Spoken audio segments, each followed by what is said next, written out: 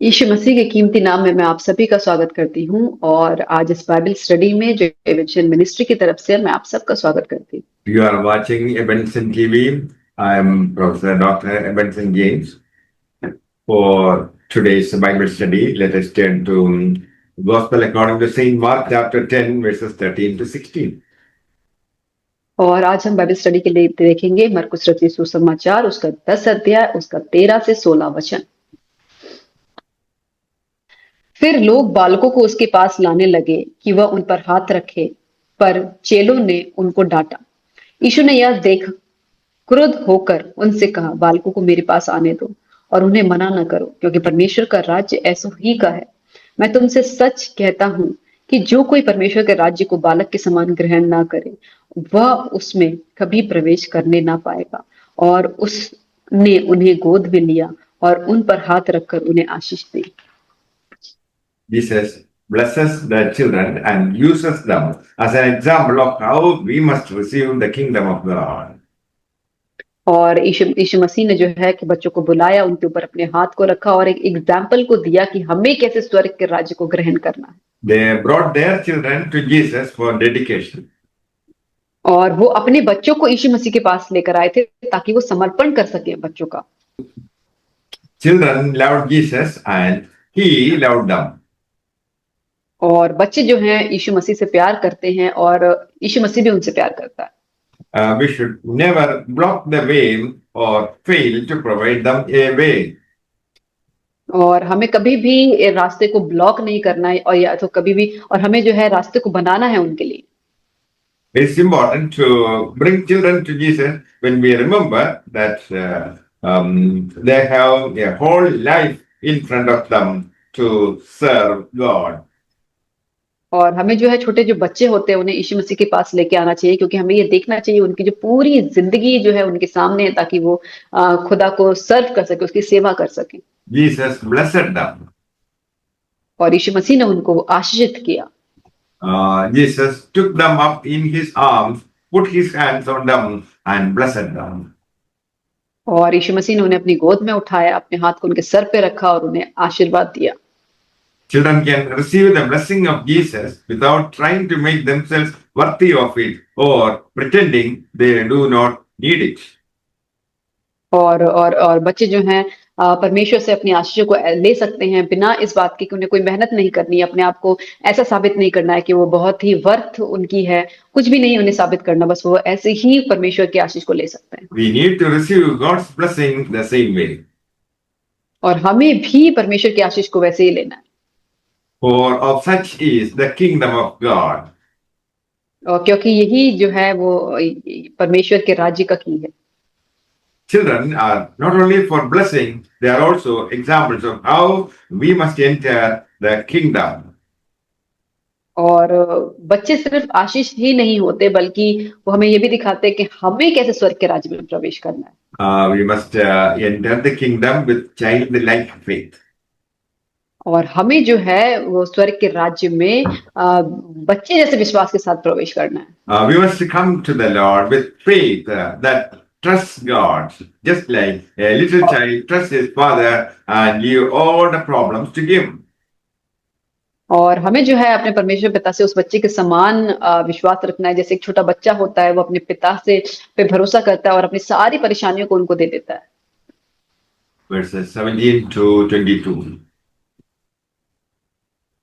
जब वह वहां से निकलकर मार्ग में जा रहा था, तो एक मनुष्य उसके पास दौड़ता हुआ आया और उसके आगे घुटने टेक कर उससे पूछा, हे उत्तम गुरु, अनंत जीवन का अधिकारी होने के लिए मैं क्या करूं? यीशु ने उससे कहा, तू मुझे उत्तम क्यों कहता है? कोई उत्तम नहीं, केवल एक, अर्थात परमेश्वर। तू आज्ञाओं को तो जानता है, हत्या न करना, व्यभिचार न करना, चोरी न करना, झूठी गवाही न देना, छल न करना, अपने पिता और अपनी माता का आदर करना। उसने उससे कहा, हे गुरु, इन सबको तो मैं लड़कपन से मानता आया हूँ। यीशु ने उस पर दृष्टि करके उससे प्रेम किया और उससे कहा, तुझ में एक बात की घटी है, जा, जो कुछ तेरा है उसे बेचकर कंगालों को दे दे, और तुझे स्वर्ग में धन मिलेगा, और आकर मेरे पीछे हो ले। इस बात से उसके चेहरे पर उदासी छा गई और वह शोक करता हुआ चला गया, क्योंकि वह बहुत धनी था। 17 से 22 वचन। ruler came to Jesus, asked him, "Good teacher, what shall I do that I may inherit eternal life?" और तब एक जो रूलर था, धनी युवक था, वो यीशु मसीह के पास आया और उससे पूछने लगा कि गुरु मैं क्या करूं कि मैं अनंत जीवन को प्राप्त कर सकूं। The title "Good Teacher" implied sinlessness, a complete goodness. और यहाँ पे एक अच्छा गुरु, उत्तम गुरु ये दिखाता है कि वो पूरा ही कंप्लीट है, पूर्णता को दिखाता है। Only God was called good by ancient rabbis. और केवल परमेश्वर ही है जो अच्छा कहलाने के योग्य है। Jesus invited the young man to reflect upon it. और यीशु मसीह ने उस युवा को बुलाया ताकि वो देख सके अपने बारे में। It is as if Jesus said, "Do you really know what you are saying when you call me good?" और तब यीशु मसीह ने उससे कहा, क्या तुम सच में जानते हो कि तुम क्या कह रहे हो, कि तुम मुझे उत्तम गुरु कह रहे हो? He asked, "What shall I do that I may inherit eternal life?" और तब उसने पूछा कि मैं ऐसा क्या करूं कि मैं अनंत जीवन में प्रवेश कर सकूं। Eternal life is a matter of relationship. और अनंत जीवन जो है एक संबंध के बारे में। He didn't want Jesus to be his savior. और ये है कि यीशु मसीह को जो है अपना उद्धारकर्ता बनाने के बारे में। He thought he had kept all the commandments as a religious Jew. और उसने सोचा कि वो सारे जो उसने आज्ञाएं दी हैं कि जैसे एक धार्मिक यहूदी होता है, उसके बारे में वो कहता है। The man should have responded, "There's no way I have kept or can keep the law of God completely. I need a savior." और वो धनी व्यक्ति जो था ऐसा कह सकता है कि ऐसा नहीं, ऐसा कोई भी नियम नहीं है जिन्हें मैं बांध सकूं। मुझे एक उद्धारकर्ता की जरूरत है उसके लिए। He did not choose to love God more than his wealth. और उसने परमेश्वर से प्रेम करना ज्यादा जरूरी नहीं समझा, उसने अपनी संपत्ति को ज्यादा जरूरी समझा। The man was more interested in the earthly treasure of men than in God's heavenly treasures. और जो इंसान था वो जो संसार की जो धन दौलत थी उसमें ज्यादा दिलचस्पी लेता था, ना कि स्वर्ग की धन दौलत में। He was essentially an idolater. और वो एक मूर्ति पूजक से कम नहीं था। The wealth was his God instead of the true God of the Bible.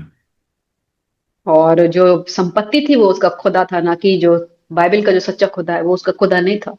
He put money first. और उसने पैसे को पहले रखा। He asked, "What must I do?" और उसने पूछा कि मैं क्या करूं। It must begin with believing on Jesus, whom the Father has sent. और ये था सबसे पहला कि वो यीशु मसीह पे विश्वास करे जिसको पिता ने भेजा है। May the Lord bless you all with these words. Amen. परमेश्वर आप सबको इन वचनों के द्वारा आशीष करे। आमीन।